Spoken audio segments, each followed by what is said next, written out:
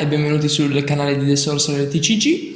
Oggi vi vogliamo presentare una nuova modalità di gioco che abbiamo creato in realtà alcuni mesi fa, tra novembre e dicembre del 2019, ma che abbiamo aspettato a presentarvi sul canale semplicemente perché volevamo ancora testarla se appunto potesse funzionare nel modo giusto. La modalità di gioco si chiama Base 40 ed è una modalità alternativa del gioco di carte collezionabili di Pokémon.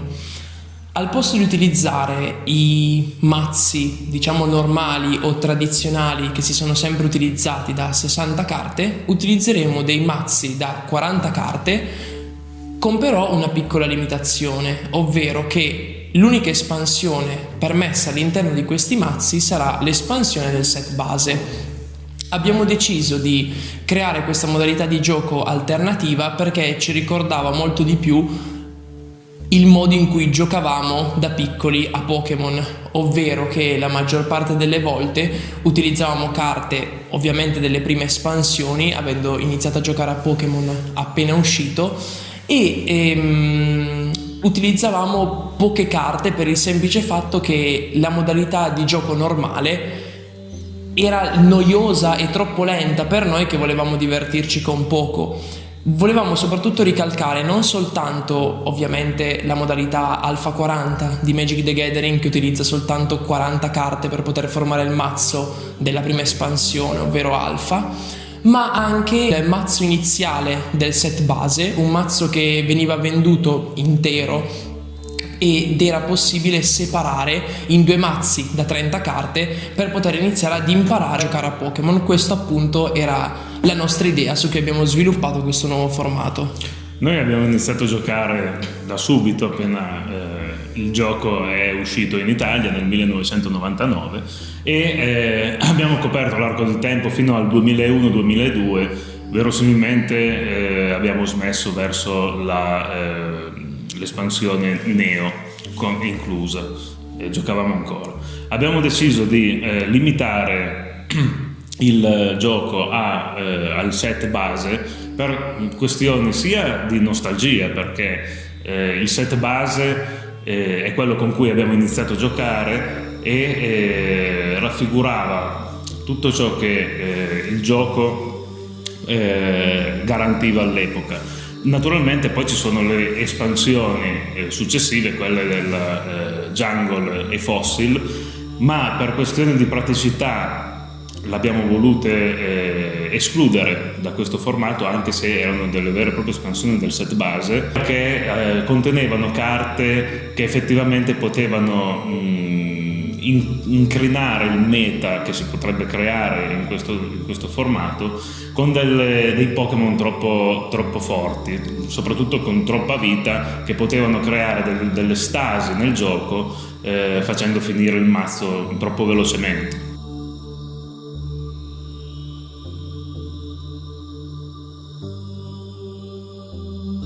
È vero che il formato nasce con l'idea dell'Alpha 40, della Revised 40 di Magic the Gathering e del mazzo base che si poteva dividere in due, ma è anche vero che l'idea dei 4 premi viene dal draft di Pokémon, delle restrizioni che appunto con anche delle diversità rispetto al draft, rispetto agli altri formati di cui ci parla Edoardo. Sì, allora abbiamo voluto utilizzare ovviamente come set semplicemente il set base, ovvero il primo set originale, escludendo Jungle e Fossil, anche se appunto, come abbiamo detto, facevano parte del primo set base vero e proprio. Sono però permesse all'interno dei mazzi ogni ristampa delle carte che sia fedele per immagine e per mosse, diciamo, alle carte originali del set base. Questo quindi andrebbe ad includere alcune carte di altri set come il set base 2,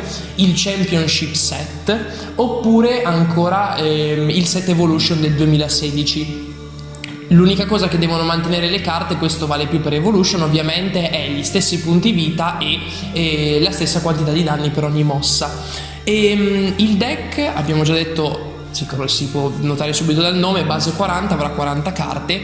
Abbiamo deciso di utilizzare un massimo di 5 rare all'interno del deck e una singola rara per tipo.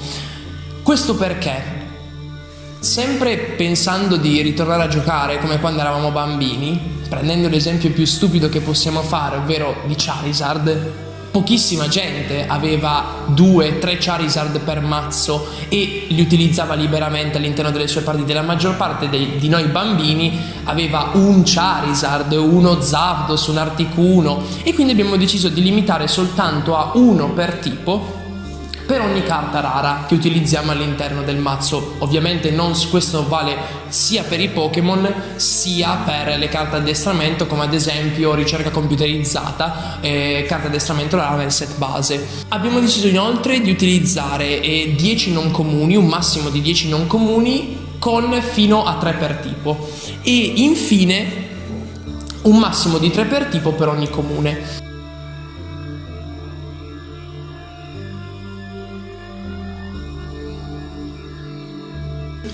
Alcune regole abbiamo dovuto aggiungerle perché, giocando questi mazzi di base 40, abbiamo notato che, essendo basati ovviamente su mazzi da 60 carte, alcuni addestramenti principalmente facevano fatica ad essere giocati nello stesso modo anche in base 40. Quindi abbiamo deciso, oltre ad aver creato una lista di carte con restrizioni, ovvero Professor Oak una singola per mazzo, doppia energia incolore una singola per mazzo, Bill una singola per mazzo e anche Pokémon Center una singola per mazzo, siamo andati anche a modificare in modo vero e proprio le descrizioni di alcune carte addestramento, di cui ci parla adesso Stefano.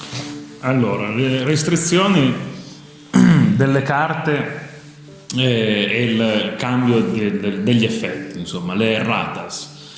Professor Oak dice: scarta la tua mano, pesca 7 carte, ma 7 effettivamente nel conteggio totale delle carte che si possono pescare andrebbe a sforare di troppo, facendo finire troppo in fretta il mazzo. Questo succede anche nel cosiddetto old school di Pokémon, in cui si possono giocare il 4x e tante volte si finisce il mazzo. Allora si pesca 4 carte invece che 7.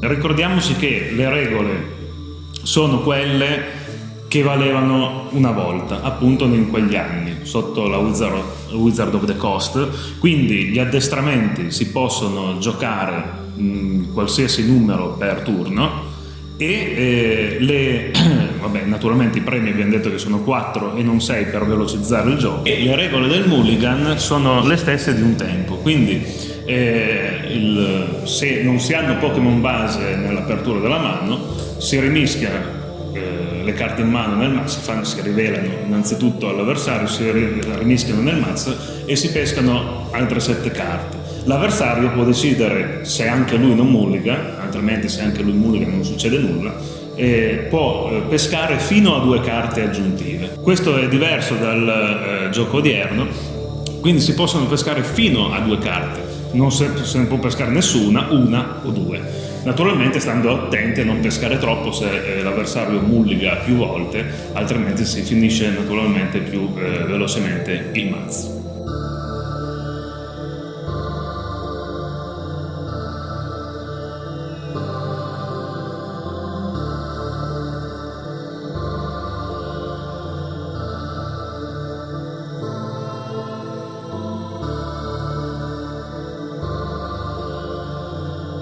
Per chiunque volesse avere maggiori informazioni su queste regole di cui abbiamo parlato, potete andare a cercare su Google pojodex.com, in cui vengono spiegate nei dettagli queste regole del set base, e inoltre potete anche seguire le nostre pagine su Instagram, thesorcerer.music e scalogtcg.tcg.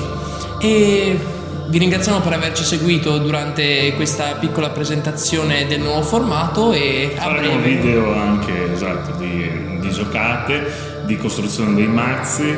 Alla prossima. alla prossima.